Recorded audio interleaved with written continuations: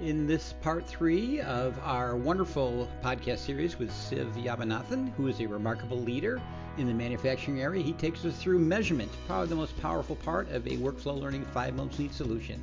So give a listen to this final episode. Welcome, everyone. This is Con Gottfredson, your co-host with the Performance Matters podcast series. I'm joined today with the great and remarkable Siv, who we've done 2 previous podcasts on manufacturing. And Siv, welcome again. We're going to take on an exciting topic today. Thank you very much, Con. Looking forward to this conversation. Yeah, so we've discussed some important aspects of your journey in taking your learning department into the new realm of workflow learning. And today we thought it would be helpful to discuss with you your experience in developing a measurement strategy for workflow learning in a manufacturing organization. Could you take a few minutes and let's walk through that journey with you? Sure. Thank you, Con. Appreciate the time, and I've thoroughly enjoyed recapping some of the experiences we have had in building workflow learning in our manufacturing organizations. As you know, in manufacturing, the biggest challenge we always face, one of the biggest challenges we always face is, as an L&D function, getting the resources that we need for the initiatives that we want to drive. And that's possible only if the stakeholders very clearly see the buy-in, see the value much earlier in the process. So they should be able to see that we are making progress, and they should be able to see that we are moving in a direction that creates value for the site. Siv, one of the things that we've observed is that in this journey of implementing workflow learning, we often find the challenge of the loss of organizational will. First of all, you have to build organizational will, right? To initiate any kind of a change, it takes energy and effort over time, and you've got to be able to harness the will of the organization to make that change. And then you've got to maintain that organizational will so you don't lose it. And so what you do up front and how you go about this has everything to do with your ability to successfully weather all the storms that come along the way and deliver real value, real impact. Yeah, absolutely. And as you said, Con, it's having the organizational will over a period of time, right? So I think when we started this whole journey with Apply Synergies, it was a result of an L&D strategy that we had worked on the previous year. So we had decided that we needed to find better ways for the L&D function to be creating value for our manufacturing site. That's the strategy we had worked on. So out of which came this whole approach of how do we maximize learning and minimize training, coined by one of my team members, a brilliant mind. So what we did was we started by saying, what's the value we are going to get out of this approach that we're going to take? Now, as I mentioned in an earlier call, we had listened to the podcast, Performance Matters, and we had listened to another manufacturing leader talk about the value that this approach got for them. So we brought our learning teams to listen to that podcast, to understand, to ask a question, and then came in with a very high-level point of view about what's the value we're going to get. And then we went to the summit.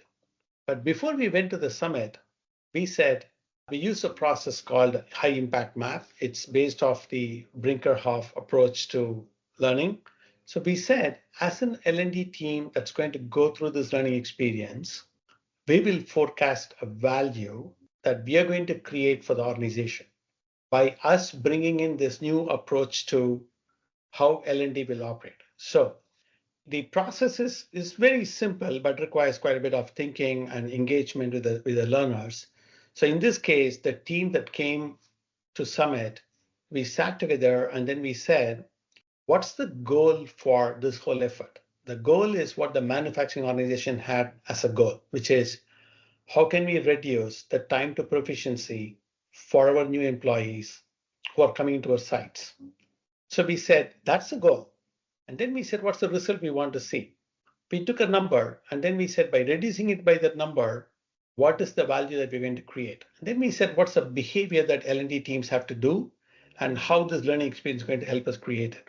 So with this, we said in each of the sites that the participants came from, we took a educated guess of what should be our value, what should be the value we're going to create.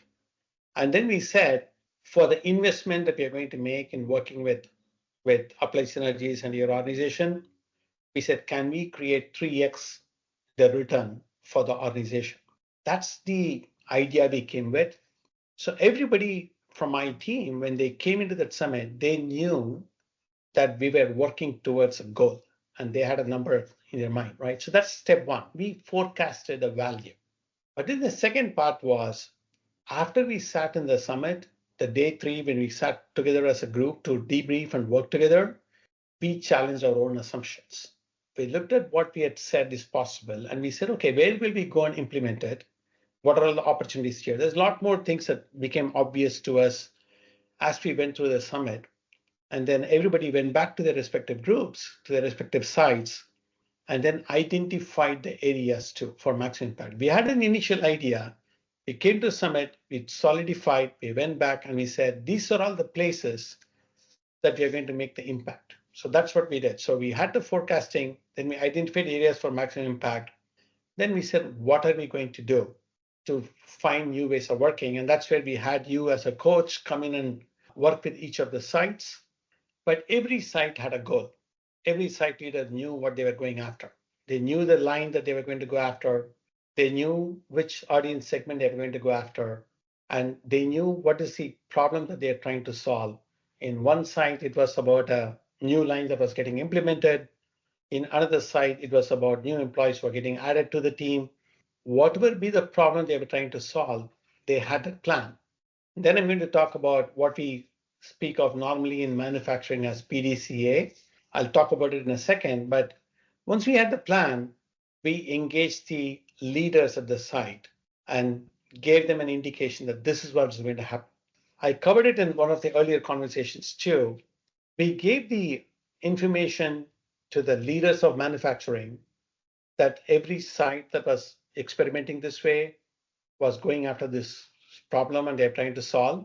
And the leaders knew about it, the plant managers had awareness of it, and the site L&D leaders had a very clear goal that they had to go after.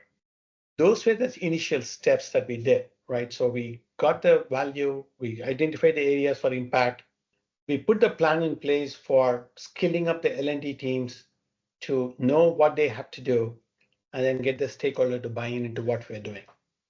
I'll pause there to see if you have any reactions, comments, and you were very closely involved when we were doing this whole effort and evaluating the impact and figuring out what's the value that we're going to show to the organization too. We learned a lot of lessons together. We sure did. We sure did, Siv. These 4 steps that you've talked about, beginning by forecasting the value, projecting, determining what's the value that you're going after, and then identifying those areas for maximum impact, and then planning the new ways of working that it's going to take to get you there, and then obtaining the stakeholder buy-in. Those are very important steps that lead to actually then implementing a strategy and making it happen. And that's what was impressive to me, was that the systematic way in which you then acted in a way that wouldn't sink the ship, that would systematically, you identified a few plants to begin with, bring them up to speed, show the impact, do all of that, and then move to some additional plants. And as systematically go about that, applying those 4 steps to get to where you could then do, check, and act. Do you want to talk about that? Thank you very much. Yeah, actually, this is something that the manufacturing organizations are quite familiar with, those who use the lean approaches, we call it PDCA cycle. So anything that we do where we need improvement, we plan what the improvement is, we do some changes to it, we check against our plan, and then we act on improving the discrepancies, variations. So in this case, we had a plan. We said, okay, for these sites, for each one of the sites, where do we want to go? What do we want to do?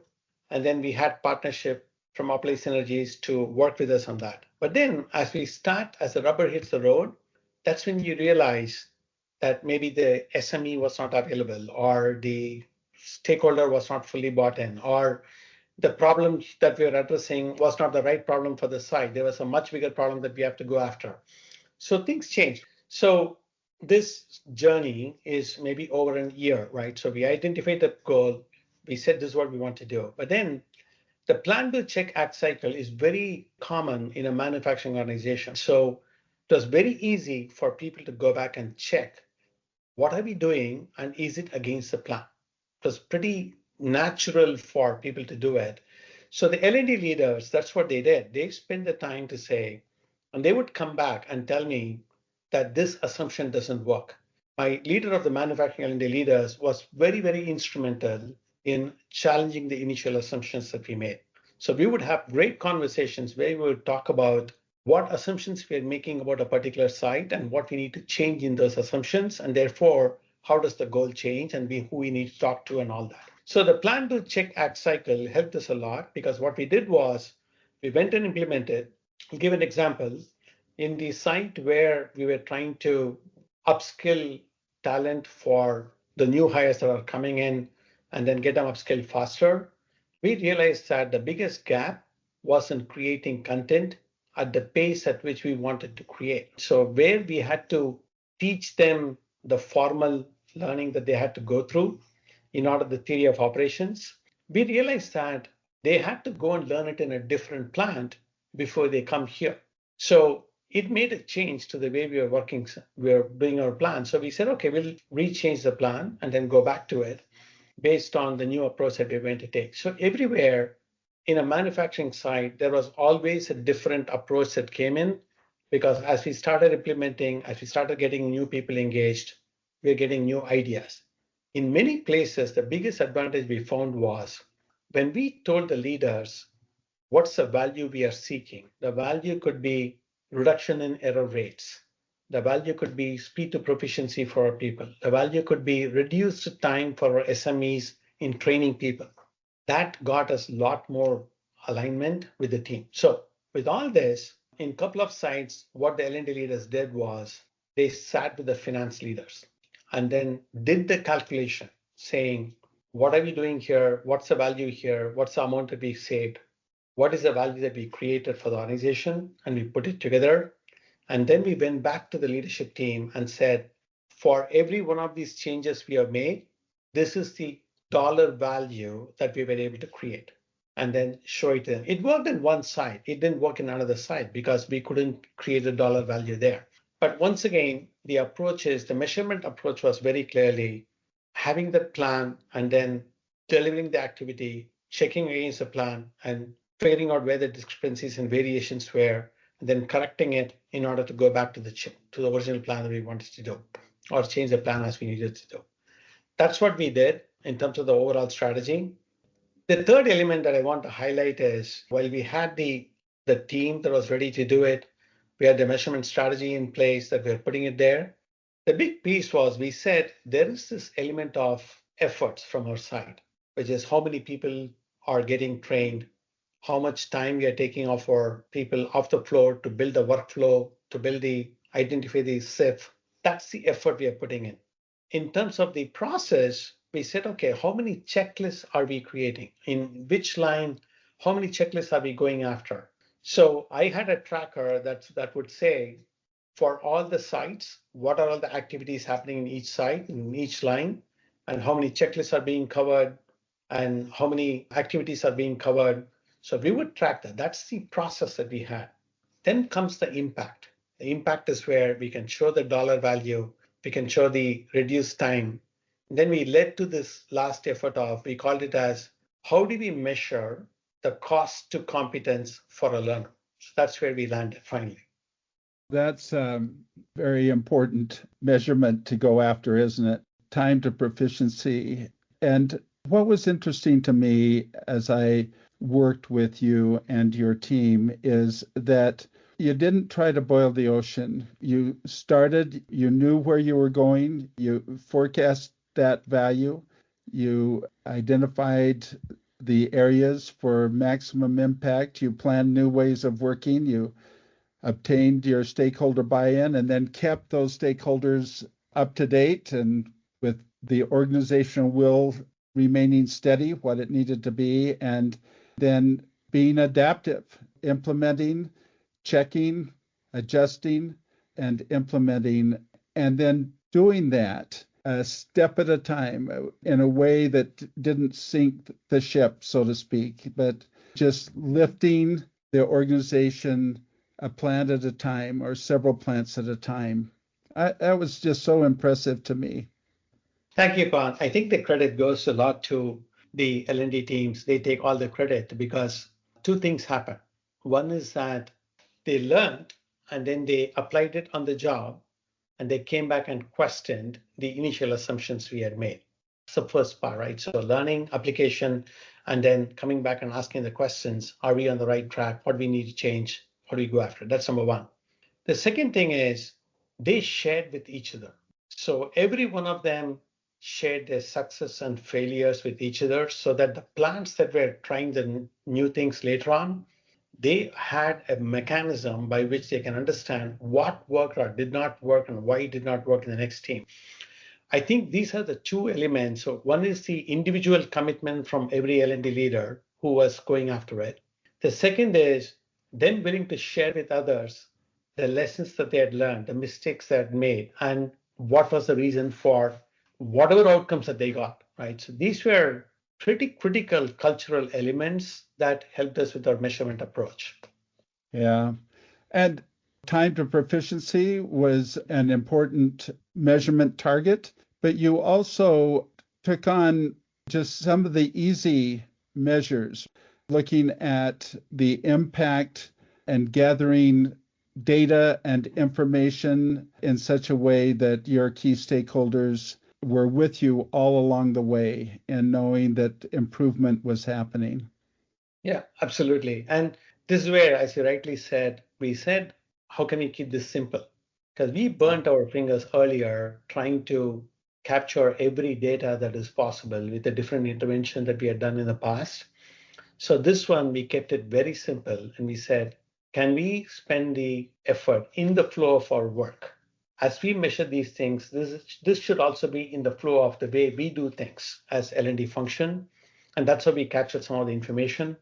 And our biggest success factor was the L&D leader's relationship with the line leader, who was equally committed to how we can move forward. So they were willing to spend the time to give us the data.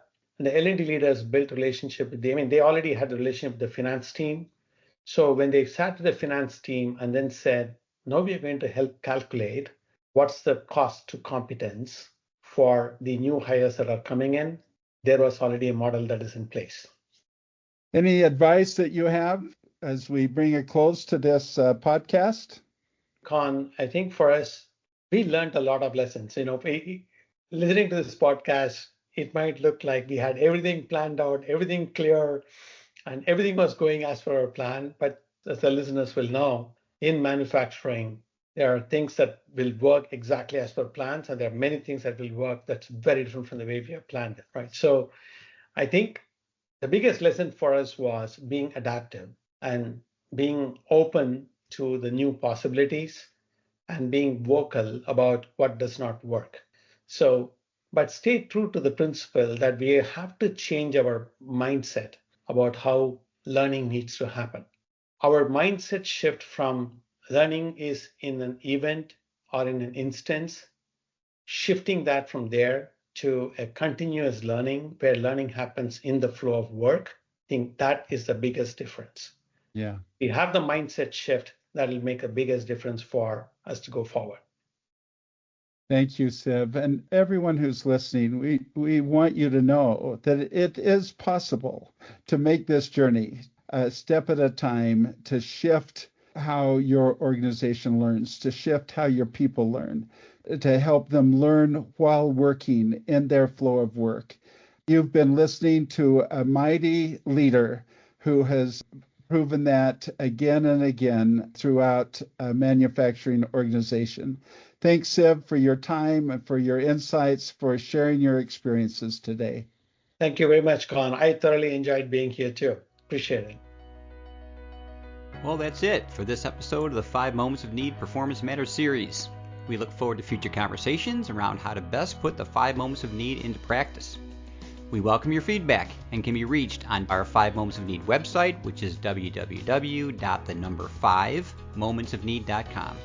We hope you're finding these helpful and will subscribe to future episodes. Have a great day, friends.